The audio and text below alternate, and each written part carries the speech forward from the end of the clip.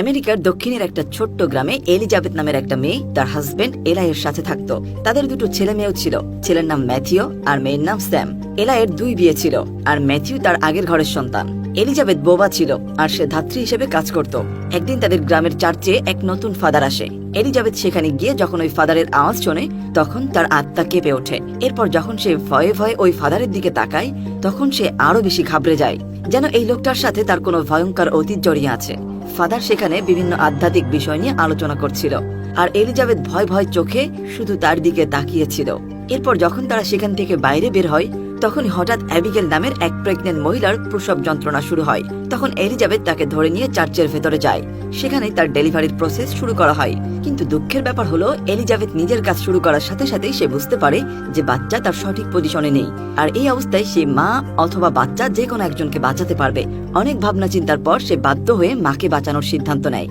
সে গোপনে বাচ্চাটাকে মেরে ফেলে, কিন্তু পরে গিয়ে সে নিজের কাজের জন্য অনুশোচনায় ভুগতে শুরু করে। তখন ইলাই তার কাছে গিয়ে বলে, তুমি তো ইচ্ছা করে করনি, এটা তো ঈশ্বরের আদেশ ছিল, তুমি আর এসব নিয়ে ভেবো না।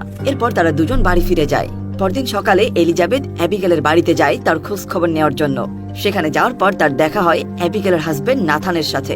সে নাথানকে ইশারায় অ্যাবিগেলের শরীরের অবস্থা জিজ্ঞেস করে। তখন নাথান বলে, চার্চের নতুন ফাদার আমাদের জন্য ডাক্তারের ব্যবস্থা করেছেন, এখন আর তোমাকে আমাদের প্রয়োজন নেই। তার কথা শুনে এলিজাবেথ একটু অবাক হয়। সেই রাতে নেশার ঘোরে নাথান চলে যায় এলিজাবেথের বাড়িতে। বাড়ির সামনে গিয়ে সে জোরে জোরে চিৎকার করে বলতে থাকে, এলিজাবেথ আমার বাচ্চাকে মেরে ফেলেছে, আমার বাচ্চাটার শুদ্ধিকরণ করার সুযোগটাও পাইনি আমরা, ওর আত্মা কোনোদিনও মুক্তি পাবে না।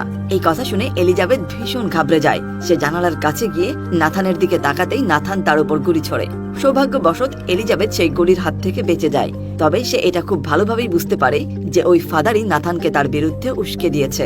এলাই নাথানকে শান্ত করার অনেক চেষ্টা করে, কিন্তু নাথান তার কোনো কথাতেই কান দেয় না। এমন সময় সেখানে ওই ফাদার এসে তাকে বুঝিয়ে শুনিয়ে বাড়ি পাঠিয়ে দেয়। এলাই ফাদারকে ধন্যবাদ জানানোর জন্য বাড়ির ভেতর নিয়ে আসতে চায়। এলিজাবেথ তখন এলাইকে ইশারায় নিষেধ করে, কিন্তু এলাই তার কথার পাত্তা না দিয়ে তাকে ভেতরে নিয়ে আসে।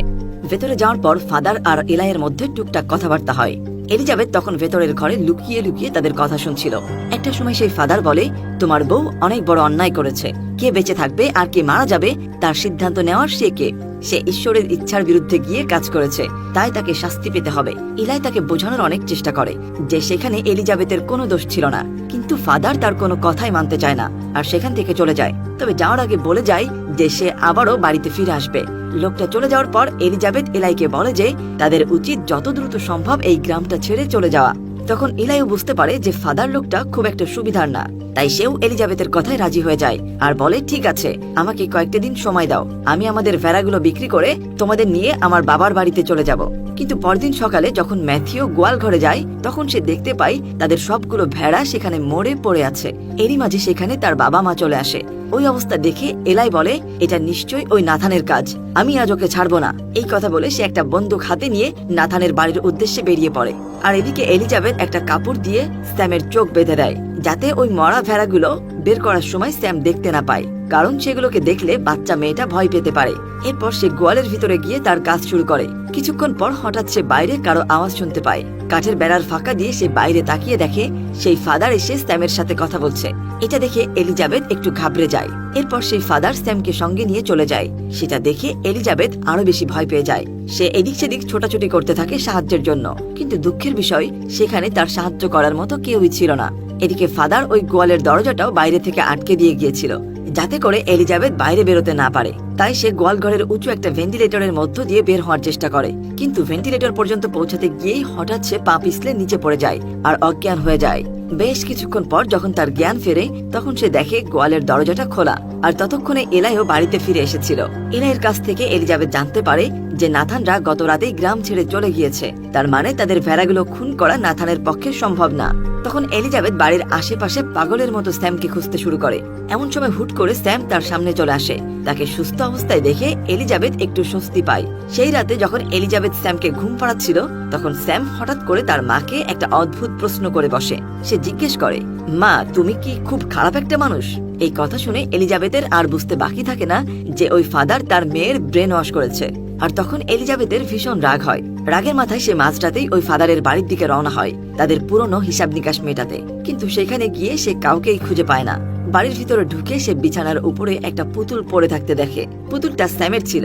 এলিজাবেথ তখন ভীষণ অবাক হয়, এটা ভেবে যে এত রাতে লোকটা কোথায় যেতে পারে। আর এদিকে সেই ফাদার তো এলিজাবেথের বাড়িতে গিয়ে একটা চাকু হাতে নিয়ে স্যামের সামনে দাঁড়িয়েছিল।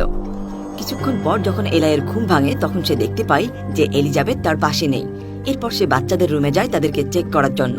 সেখানে গিয়ে দেখে স্যাম আর ম্যাথিউ ঘুমিয়ে আছে। এমন সময় হঠাৎ সে দেখতে পায় তাদের গোয়াল ঘরে আলো জ্বলছে। তখন সে চেক করার জন্য ঘরের দিকে যায়। সেখানে যাওয়ার সাথে সাথেই ফাদার তার হাতে থাকা চাকুটা দিয়ে এলাইয়ের পেটে আঘাত করে। তখন এলাই ফাদারকে জিজ্ঞেস করে, কেন? তখন ফাদার বলে, কারণ এলিজাবেথ তোমাকে ভালোবাসে। এই কথা বলে ফাদার সেখান থেকে চলে যায়। এলিজাবেথ ফিরে এসে দেখে এলাই মৃত্যু যন্ত্রণায় কাতরাচ্ছে। এরপর এলাই বলে, আমি আর সহ্য করতে পারছি না, আমাকে যন্ত্রণা থেকে মুক্তি দাও। তখন ইচ্ছা না থাকা সত্ত্বেও এলাইয়ের কথা মতো ম্যাথিউ তাকে গুলি করে হত্যা করে। সেখান থেকে বের হওয়ার পর স্যাম দৌড়ে গিয়ে তার মায়ের কোলে ওঠে। এদিকে সেই ফাদার তাদের বাড়িতে আগুন লাগিয়ে দিয়েছিল। তাই এলিজাবেথ সেই রাতেই তার বাচ্চাদেরকে নিয়ে এলাইয়ের বাবার বাড়ির উদ্দেশ্যে রওনা হয়। আসলে কে এই ফাদার, আর এলিজাবেথের সাথে তার সম্পর্কই বা কিসের? এই প্রশ্নের উত্তর জানার জন্য আমাদেরকে আগে অতীতের গল্পগুলো জেনে আসতে হবে। একদিন জোয়ানা নামের 13 বছর বয়সী একটা মেয়ে হঠাৎ ডিহাইড্রেশনের কারণে অজ্ঞান হয়ে পড়ে যায়। একটা চাইনিজ পরিবার সেই মেয়েটাকে উদ্ধার করে আর তাকে নিয়ে যায় পাশের একটা বাজারে। সেই বাজারে অন্যান্য জিনিসপত্রের পাশাপাশি মেয়েদের বেচাকেনা করা হতো। জোয়ানা সুস্থ হওয়ার পর সেই পরিবার তাকে ফ্রাঙ্ক নামের এক লোকের কাছে বিক্রি করে দেয়। লোকটা একটা পতিতালয় চালাতো আর স্বভাবের দিক থেকে সে খুবই লোভী আর ভয়ঙ্কর একটা লোক ছিল। যদিও জোয়ানা বয়সে অনেক ছোট ছিল, তবুও সে জানতো যে এই জায়গাটাতে কিসের ব্যবসা করা হতো। তো সেখানে যাওয়ার পর তার সাথে শ্যালি নামের একটা মেয়ের পরিচয় হয়। শ্যালিও একটা প্রস্টিটিউট, কিন্তু সে সবসময় জোয়ানাকে প্রোটেক্ট করার চেষ্টা করত, সবসময় তার খেয়াল রাখত আর কাস্টমারদের হাত থেকে তাকে বাঁচানোর চেষ্টা করত।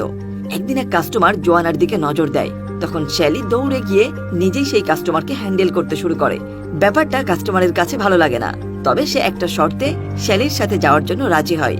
আর শর্তটা হলো, তারা যখন ঘনিষ্ঠ হবে তখন জোয়ানা সেখানে থাকবে আর তাদেরকে দেখবে। শ্যালি বাধ্য হয়ে তার কথায় রাজি হয়। এরপর যখন তারা ঘনিষ্ঠ হতে শুরু হয় তখন এক পর্যায়ে গিয়ে সেই লোকটা শ্যালিকে মারতে শুরু করে। এরপর সে যখনই জোয়ানার দিকে এগোতে শুরু করে তখনই শ্যালি জোয়ানাকে বাঁচানোর জন্য ওই লোকটার উপর গুলি চালায়, আর সেজন্য শ্যালিকে সবার সামনে ফাঁসি দেওয়া হয়। এরপর দেখতে দেখতে অনেকগুলো বছর পার হয়ে যায় আর জোয়ানাও বড় হয়ে যায়। সেই সময়টাতে সে মহল্লার সবচেয়ে পপুলার প্রস্টিটিউটদের মধ্যে একজন ছিল, আর সেখানেই তার বন্ধুত্ব হয় এলিজাবেথ নামের মেয়েটার সাথে। কাজের বাইরে বাকি সময়টা এলিজাবেথ আর জোয়ানা আড্ডা দিয়ে কাটাতো। তারা ওই জায়গাটা থেকে পালিয়ে গিয়ে নতুন একটা জীবন শুরু করার স্বপ্ন দেখত। একদিন এলিজাবেথের সাথে এক কাস্টমারের ঝগড়া বেঁধে যায়, কারণ এলিজাবেথ ভুলবশত সেই কাস্টমারের জিহ্বায় কামড় বসিয়ে দিয়েছিল। আর এই ব্যাপারটা ফ্রাঙ্কের বানানো নিয়ম অনুযায়ী অনেক বড় একটা অপরাধ। তাই সে অপরাধের শাস্তি স্বরূপ এলিজাবেথের জিহ্বা কেটে দেওয়া হয়। এরপর থেকে এলিজাবেথ ইশারায় কথা বলতে শুরু করে আর জোয়ানা তার কাছ থেকে ইশারায় কথা বলা শিখে নেয়। এলিজাবেথ জোয়ানাকে ইশারা করে বোঝায় যে তার পক্ষে আর এই অত্যাচার সহ্য করা সম্ভব হচ্ছে না। সে ওই জায়গাটা ছেড়ে একটা নতুন সুন্দর জীবন শুরু করতে চায়। এরপর তারা দুই বান্ধবী মিলে এক ঘটকের কাছে যায়। তার কাছ থেকে তারা এলাইয়ের সন্ধান পায়। ঘটক তাদেরকে জানায় যে এলাই এলিজাবেথকে বিয়ে করতে আগ্রহী, কিন্তু সমস্যা হচ্ছে তার আগেও একটা বিয়ে হয়েছে আর সেই ঘরে তার একটা ছেলেও আছে। এই ব্যাপারটা নিয়ে এলিজাবেথ কোনো আপত্তি জানায় না, বরং সে তো ভীষণ খুশি ছিল এটা ভেবে যে সে ওই জঘন্য জায়গাটা থেকে বের হয়ে যেতে পারবে। আর তাই সে জোয়ানাকেও তার সঙ্গে যাওয়ার জন্য অনুরোধ করে। জোয়ানা তার কথায় রাজি হয়ে যায়। এরপর তারা দুই বান্ধবী মিলে রাতের বেলায় তাদের জামা কাপড় গুছিয়ে নেয়। তারা দুজন সেখান থেকে বেরোতে যাবে, এমন সময় তারা খবর পায় যে ওই রাতের জন্য এক বড়লোক কাস্টমার সেখানকার সব প্রস্টিটিউটদেরকে কিনে নেয়। আর সেই লোকটা আর কেউ নয়, বরং সেই ফাদার ছিল। তার কাছে এতগুলো মেয়ের অপশন থাকা সত্ত্বেও সে শুধুমাত্র জোয়ানাকেই সিলেক্ট করে। এরপর জোয়ানার চোখ বেঁধে ফাদারের রুমে পাঠানো হয়। লোকটা জোয়ানার ঘাড়ের পেছনে থাকা জন্মদাগ স্পর্শ করে তাকে চিনে ফেলে। আসলে অনেক আগে থেকে জোয়ানার উপর তার নজর ছিল, আর এই ব্যাপারটা জোয়ানাও জানতো। লোকটা তখন জোয়ানার খুব কাছাকাছি গিয়ে বলে, তোমাকে আমি এত বছর ধরে খুঁজে বেরিয়েছি, কিন্তু কখনো ভাবিনি যে তোমাকে এমন একটা জায়গায় এই অবস্থায় পেয়ে যাব। তবে এখন আমার অপেক্ষা শেষ হওয়ার পালা। অনেক আগেই আমাদের মিলন হয়ে যাওয়ার কথা ছিল, কিন্তু তোমার জন্য সেটা সম্ভব হয়নি, আর তাই আজকে তুমি সেই কাজটা সম্পূর্ণ করবে। এই কথা বলে সেই লোকটা জোয়ানার সাথে ঘনিষ্ঠ হতে চায়, তবে জোয়ানা লোকটাকে বাধা দেয়। তখন সেই লোকটা রেগে গিয়ে তাকে মারতে শুরু করে, আর জোয়ানা তখন চিৎকার করে কাঁদতে থাকে। তার কান্নার শব্দ শুনে এলিজাবেথ দৌড়ে যায় তাকে বাঁচানোর জন্য, কিন্তু সেখানে যাওয়ার পর ফাদার এলিজাবেথের পেটে একটা চাকু দিয়ে আঘাত করে। এলিজাবেথ সেখানেই মারা যায়। এরপর সেই লোকটা জোয়ানাকেও মারার জন্য এগিয়ে যায়। তখন জোয়ানা সেই চাকুটা দিয়ে ফাদারের গলায় পাল্টা আঘাত করে, আর তারপর সে ওই ফাদারের গায়ে আগুন লাগিয়ে দিয়ে সেখান থেকে পালিয়ে যায় একটা হসপিটালে। সেখানে গিয়ে সে ডক্টরকে বলে তার জিহ্বাটা কেটে দিতে, কিন্তু ডক্টর যখন তার জিহ্বাটা কাটতে যায় তখন ডাক্তারের হাত থরথর করে কাঁপতে থাকে। এটা দেখে জোয়ানা নিজেই নিজের জিহ্বা কেটে ফেলে। এরপর সে রওনা হয় এলাইয়ের বাড়ির উদ্দেশ্যে। আর এরপর থেকে সে এলিজাবেথের পরিচয় নিয়ে এলাইয়ের সাথে সংসার করতে শুরু করে। গল্পের এই পর্যায়ে এসে আপনাদের অনেক কনফিউশনই হয়তো ক্লিয়ার হয়ে গেছে, তবে এখনো কিন্তু ফাদারের আসল পরিচয় আর জোয়ানার সাথে তার কানেকশনের ব্যাপারটা জানা যায়নি। আর এটা জানার জন্য আমাদেরকে আরো কয়েক বছর পেছনে চলে যেতে হবে। আমেরিকার উত্তর প্রদেশের একটা ছোট্ট গ্রামে জোয়ানা, তার মা অ্যানা আর ওই ফাদার একসাথে থাকতো। শুনতে একটু অবাক লাগলেও এটাই সত্য যে ওই ফাদার আসলে জোয়ানার বাবা ছিল। একজন ধর্মভীরু মানুষের মুখোশের আড়ালে যে একটা নিকৃষ্ট শয়তান থাকতে পারে তার জলজান্ত প্রমাণ ওই লোকটা। সে সব সময় তার বউয়ের উপর অত্যাচার করত। তার ধারণা মতে মেয়েদের নিজের শরীরের উপর কোনো অধিকার নেই, মেয়েদের শরীরের উপর শুধুমাত্র পুরুষেরই অধিকার আছে। একদিন জোয়ানা তার জামাই রক্তের দাগ দেখতে পায়। সেটা দেখে সে ভাবে যে সে হয়তো অসুস্থ। তখন অ্যানা তাকে বুঝিয়ে বলে যে তার বয়সের মেয়েদের জন্য এটা খুব স্বাভাবিক একটা ব্যাপার। তাদের এই কথাগুলো জোয়ানার বাবা দূর থেকে শুনে ফেলে। সেদিন থেকে জোয়ানার প্রতি তার দৃষ্টিভঙ্গি বদলে যায়। সে সব সময় অদ্ভুতভাবে জোয়ানার দিকে তাকিয়ে থাকতো। এমনকি ঘরের কাজকর্ম করার সময়ও সে জোয়ানার শরীরের দিকে লোভের দৃষ্টিতে তাকাতো। অ্যানা ব্যাপারটা লক্ষ্য করে, তার হাজবেন্ডের কাছে গিয়ে তাকে বোঝানোর চেষ্টা করে যে সে যেটা চিন্তা করছে সেটা খুবই জঘন্য একটা ব্যাপার, আর সেই সাথে অনেক বড় অন্যায়ও। লোকটা তখন অ্যানার কথায় কান দেয় না, উল্টো তার মুখের উপর তর্ক করার কারণে তাকে আরো বেশি মারধর করতে শুরু করে। একদিন তাদের বাড়িতে জন আর অলফ নামের দুটো লোক সাহায্য চাওয়ার জন্য আসে। তারা দুজনেই আহত ছিল। তাদেরকে দেখে জোয়ানার ভীষণ মায়া হয়, আর সে ওই লোকগুলোকে তাদের গোয়াল ঘরে আশ্রয় দেয়। আর এই ব্যাপারটা সে তার পরিবারের কাছে গোপন রাখে। সে লুকিয়ে লুকিয়ে ওই লোকগুলোর সেবা করতে থাকে। ধীরে ধীরে জনের সাথে জোয়ানার একটা সুন্দর সম্পর্ক তৈরি হয়ে যায়। এদিকে একদিন অ্যানা তার হাজবেন্ডকে জোয়ানার রুমে উকিঝুঁকি মারতে দেখে। জোয়ানা তখন কাপড় বদলাচ্ছিল। অ্যানা তখন রেগে গিয়ে তাকে বলে, তুমি কি মানুষ নাকি অন্য কিছু? জোয়ানা তোমার আপন মেয়ে, তুমি ওর দিকে খারাপ নজর কিভাবে দিতে পারো? তখন লোকটা খুব স্বাভাবিকভাবে উত্তর দেয়, কেন পারবো না? মেয়ে যুবতী হওয়ার পর তো আমি তাকে আপন করে নিতে পারি, আর তাকে বিয়ে করে নিলে সমাজও কোনো আপত্তি করবে না। এই কথা শুনে অ্যানার ভীষণ ঘৃণা হয় তার উপর। অন্যদিকে জন আর জোয়ানা একে অপরকে মনে মনে পছন্দ করতে শুরু করে। এদিকে অলফ নামের লোকটা জোয়ানার সাথে ফ্লার্ট করার চেষ্টা করে। জোয়ানাও এই বিষয়টা লক্ষ্য করে, কিন্তু তাকে কিছুই বলে না, কারণ সে জনের বন্ধু।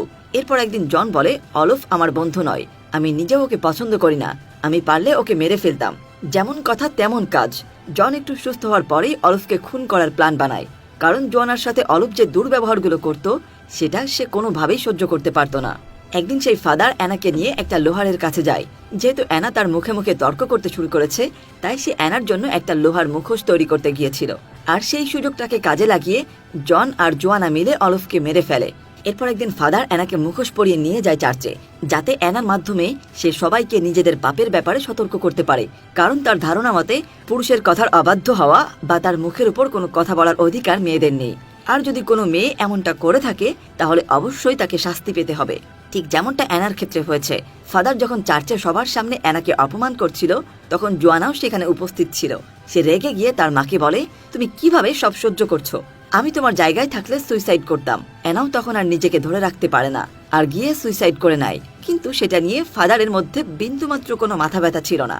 সে তো তখনও নিজেকে সঠিক প্রমাণ করা নিয়েই ব্যস্ত ছিল। তবে সেদিন বাড়ি ফেরার পর তার ভীষণ অনুশোচনা হতে শুরু হয়, তাই সে নিজের উপর টর্চার করে প্রায়শ্চিত্ত করার চেষ্টা করে। পরদিন সে জোয়ানার কাছে গিয়ে বলে, ঈশ্বর আমাকে ক্ষমা করে দিয়েছেন, অ্যানা একজন ভালো স্ত্রী আর মা হিসেবে ব্যর্থ, তাই তার মরে যাওয়াটাই উচিত ছিল। বাবার কথাগুলো শুনে জোয়ানার ভীষণ রাগ হয়, কিন্তু সে তার বাবার মুখের উপর কথা বলতে পারে না। এরপর ফাদার বলে, তোমার মায়ের কাজগুলো এখন থেকে তোমাকেই করতে হবে, এখন থেকে তোমাকেই আমার মনোরঞ্জনের দায়িত্ব নিতে হবে। আজকের মধ্যে আমাদেরকে ঈশ্বরকে সাক্ষী রেখে বিয়ে করতে হবে, আর আমাদের কর্তব্যগুলোকে ঠিকঠাকভাবে পালন করতে হবে।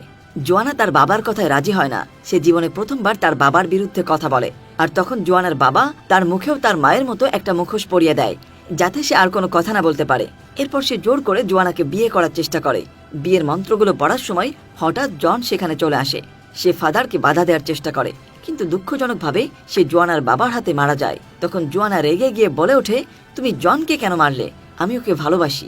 মেয়ের এই কথা বাবা সহ্য করতে পারে না, আর জোয়ানাকে মারতে শুরু করে। শুধু তাই নয়, সে জোর করে জোয়ানার সাথে ঘনিষ্ঠ হয়। পরদিন সকাল হতে না হতেই সুযোগ বুঝে জোয়ানা বাড়ি থেকে পালিয়ে যায়, আর ওই জায়গাটায় গিয়ে হঠাৎ অজ্ঞান হয়ে যায়, যেখান থেকে ওই চাইনিজ পরিবার তাকে উদ্ধার করেছিল। এর পরের কাহিনী তো আপনারা অলরেডি জেনেই গেছেন। তো জোয়ানা, যে কিনা এখন এলিজাবেথ নামে পরিচিত, সে তার পরিবারকে নিয়ে ওই ফাদারের হাত থেকে পালাচ্ছিল। কিন্তু সে জানতো যে ওই লোকটা তাদের কখনোই ছেড়ে দেবে না, সে অবশ্যই তাদের পিছু নেবে। তুষারে ঢাকা রাস্তার মধ্য দিয়ে যখন তারা এগিয়ে যাচ্ছিল তখন হঠাৎ ওই ফাদার এসে তাদের উপর অ্যাটাক করে, আর সেই অ্যাটাকে ম্যাথিউ মারা যায়। এলিজাবেথের হাতে এতটুকু সময় ছিল না যে সে তার ছেলে মারা যাওয়ার জন্য একটু কষ্ট পাবে। সে দ্রুতই তার মেয়েকে নিয়ে সেখান থেকে পালিয়ে তার শ্বশুর বাড়ি গিয়ে পৌঁছায়। সেখানে গিয়ে সে তার শ্বশুরকে পুরো বিষয়টা ইশারা করে বোঝায়। সবকিছু জানার পর তার শ্বশুর কান্নায় ভেঙে পড়ে আর জোয়ানকে বলে, তুমি চিন্তা করো না, স্যামকে রক্ষা করা এখন আমার দায়িত্ব। এরপর জোয়ানা সারাটা রাত বন্দুক হাতে নিয়ে বাড়ির বাইরে পাহারা দেয়। এরই মাঝে ফাদার সেখানেও পৌঁছে যায়। এলিজাবেথ দূর থেকে দেখেই তার উপর গুলি চালায়, কিন্তু লোকটা বেঁচে যায়। এরপর লোকটা বলে, তুমিও তোমার মায়ের মতো একই ভুল করলে, আর তুমি কি ভেবেছ তোমার মেয়েকে আমি ছেড়ে দেব? তোমার পর আমি তোমার মেয়েকে আমার শিকার বানাবো। তুমি ওকে একা ছেড়ে দিয়ে অনেক বড় একটা ভুল করেছো। এই কথা শোনার সাথে সাথেই এলিজাবেথ দৌড়ে ভেতরে চলে যায়। সেখানে গিয়ে দেখে ওই ফাদার তার শ্বশুরকে মেরে ফেলেছে। এরপর এলিজাবেথ স্যামকে কোলে তুলে নিয়ে সেখান থেকে পালানোর চেষ্টা করে, কিন্তু ওই ফাদার গিয়ে তাদেরকে ধরে ফেলে আর তাদের দুজনের হাত বেঁধে একটা গোপন জায়গায় আটকে রাখে। এরপর সে এলিজাবেথের সামনেই স্যামকে টর্চার করতে শুরু করে, তাকে অদ্ভুতভাবে স্পর্শ করতে শুরু করে। এলিজাবেথ জানতো যে ওই জানোয়ারটার পক্ষে যে কোনো কিছু করা সম্ভব, তাই তার স্যামের জন্য ভীষণ ভয় হতে থাকে। তবে স্যামের সাথে বড় কোনো অঘটন ঘটার আগেই এলিজাবেথ খুব কৌশলে তার হাতের বাঁধন খুলে ফেলে আর সে পাশে থাকা মশলাটা দিয়ে ওই ফাদারের দিকে ছুঁড়ে মারে। লোকটার সারা গায়ে দাউ দাউ করে আগুন জ্বলতে শুরু হয়, কিন্তু তাতেও এলিজাবেথ শান্ত হয় না। সে তার বন্দুকটা দিয়ে ওই লোকটার উপর গুলি চালায়। লোকটা তখন মারা যায়। অবশেষে তারা মা মেয়ে ওই শয়তানটার হাত থেকে মুক্তি পায়। এরপর অনেকগুলো দিন পার হয়ে যায়। এখন এলিজাবেথ আর স্যাম একটা সুন্দর জীবনযাপন করছে। এলিজাবেথ তার শ্বশুরের রেখে যাওয়া সমিলটা আবার চালু করে, তবে বিপদ যেন কোনোভাবেই তাদের পিছন ছাড়ছিল না। তবে এবার আর কোনো ফাদার নয়, বিপদ আসে নাথানের রূপ নিয়ে। নাথান তাকে জানায়, আমি এই এলাকার নতুন পুলিশ অফিসার, আর আমি তোমাকে অ্যারেস্ট করার জন্য এখানে এসেছি, কারণ কয়েক বছর আগে তুমি একটা খুন করেছো। এলিজাবেথ নামধারী জোয়ানা জানতো যে সে নির্দোষ, কিন্তু যেহেতু সে এখন এলিজাবেথের পরিচয়ে বেঁচে আছে, তাই নিজেকে ডিফেন্ড করার কোনো উপায় ছিল না তার। তখন সে চুপচাপ নাথানের সাথে নৌকায় করে রওনা হয়ে যায়। যাওয়ার পথে সে তার বাড়িটার দিকে তাকালে দেখে তার মেয়ে স্যাম তার এক আত্মীয়ের সাথে মনের আনন্দে খেলা করছে। সেটা দেখে সে একটু স্বস্তির নিঃশ্বাস ফেলে। সে তৎক্ষণাৎ নিজেকে শেষ করে দেওয়ার সিদ্ধান্ত নেয় আর আচমকা নদীতে ঝাঁপ দেয়। এরপর অনেকগুলো বছর পার হয়ে যায়। স্যাম এখন প্রাপ্তবয়স্ক নারী, তারও একটা ফুটফুটে সুন্দর মেয়ে হয়েছে। সে জানতো যে তার মা আর কোনোদিন ফিরে আসবে না, কিন্তু সব জানার পরেও সে রোজ তার মায়ের জন্য অপেক্ষা করে। সে প্রত্যেকটা মুহূর্তে তার মাকে অনুভব করে, আর এর মধ্য দিয়েই আজকের গল্পটা শেষ হয়ে যায়।